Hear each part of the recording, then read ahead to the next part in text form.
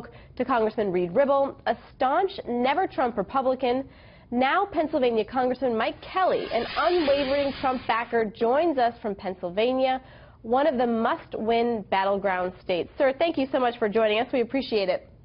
Thank you, Elizabeth. It's great to be on with you. And I don't know if you were able to hear Congressman Reveals earlier. Obviously, one of your peers, if you will. He said Sure. that he is feeling increasingly disgusted. I want to get your response to those frustrations. Well, listen, I do understand the frustration, but I mean, Reed was a never Trump guy from the beginning. I have been a never Hillary guy from the beginning because, as we've seen, there is a public Hillary and there is a private Hillary. When you look at the two candidates, Mr. Trump is pretty much out in front. There's not too much people say, I know. Well, some people will argue, sir, and I do so respectfully, that there is a public Donald Trump and a private Donald Trump. Even he has said that.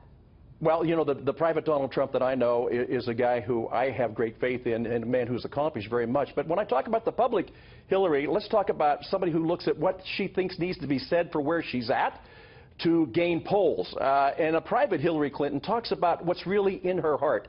I know this week, the revelations in WikiLeaks, when it comes to people like myself, I'm a Roman Catholic, evangelicals, Jews, whoever it is that you are, if you're a person of faith, these folks, especially this elitist group that's inside Washington, they seem to think that we are the great unwashed, and we just don't really get it. And that's why you have to have a bigger government that can make every decision for you, because you're just not quite the person that's needed for right now. So I'm a never Hillary guy for a number of reasons, but the generational loss of the Supreme Court to be something that all of us look at and say, are we really willing to let these other distractions take us away from the most critical part of what our life is going to be revolved around the next couple of years, and it is the Supreme Court. Okay, well, you did talk, obviously, like you said, you're a Roman Catholic, which one would say one of your biggest preferences would be someone who holds family values near and dear to their heart. So I want to ask you first and foremost your response to the accusations this week. And I know that you said in your opinion piece that policy trumps all. Forgive my pun there, but policy that you feel this Republican nominee would state during his tenure, you feel like that's more important than anything else? Well, here's what I think. A dynamic and robust economy solves a lot of problems. We have to have that type of an economy. Listen, middle-income people and lower-income people, people of color, have suffered more than anybody in the last 8 years. So I'm telling people, take a look at the most important things in your life. Try to separate those things that are a distraction from those things that have to be done. These are things that are needed right now. And I've got to tell you, I look at a combination. You know, we have the better way. The Republicans have put out a policy book that tells you where we would lead the country. Lower taxes, less regulations, allow people to rise again, and communities to thrive, schools to thrive, and more importantly than anything else, families to be able to be self-sustained and not relying on a government program that's unsustainable. It just doesn't make sense to me. But I will tell you this. You combine a person who's as deep as the Pacific Ocean in policy as Speaker Paul Ryan. You combine that with a Senate that will work on the same legislation. You combine it with a high-energy executive like Donald Trump, who has spent his whole life working with people to reach mutually beneficial goals. And that's what allows America to be great again. That's what allows us all to rise again. What I'm hearing from you is that folks and Congress need to work together.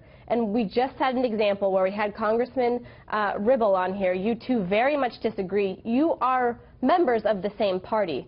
So, we are. So how do you explain that to voters? Well, here's a look. I explain to voters this way. Look at yourself. Look at where you are as a person. Look where you'd like our country to be, where you want your children and your grandchildren to be. Look backwards and see where we are. Now, listen, I have great respect for Reed. He and I are good friends. But he's been a never Trump guy from the beginning. Whenever the primaries were held, and the most votes ever accrued in a Republican primary for president by Donald Trump with 16 other people in that primary, I always say this: the people made the decision. Now, members of Congress may not agree with it. I have friends who are they're dynamic about when they want Trump, and there's some that they're not happy with that. But I said, wasn't it up to our voters? Wasn't it up to the primary process? Wasn't that who we really relied on it? And I'm getting sick and tired of people from Washington think that somehow within that little circle of influence that they know more than the people who are outside, people who I see every day that wake up every morning with one goal, and one goal in mind, Elizabeth, keep this in mind. They want to keep a roof over the head of their children, food on their table, clothes on their back, and save some money for the future. A dynamic and robust economy is the only way to get there.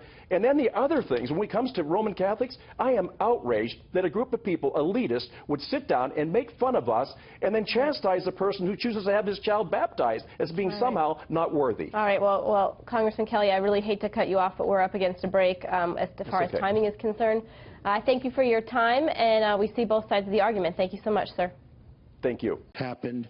If you look at Bill Clinton, far worse. How bad Hillary is, she's not as interesting as Trump, because Trump is all visual and audio. You get hot tape even when he scowls.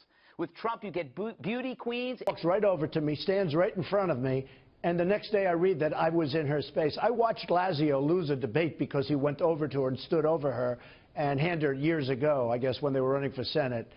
Rick Lazio, nice guy. But he stood over and he took a lot of heat for that. So I smart guy. I thought it was a bogus issue. I said it last night. I didn't No, wait a minute, Bill. No, I said there was.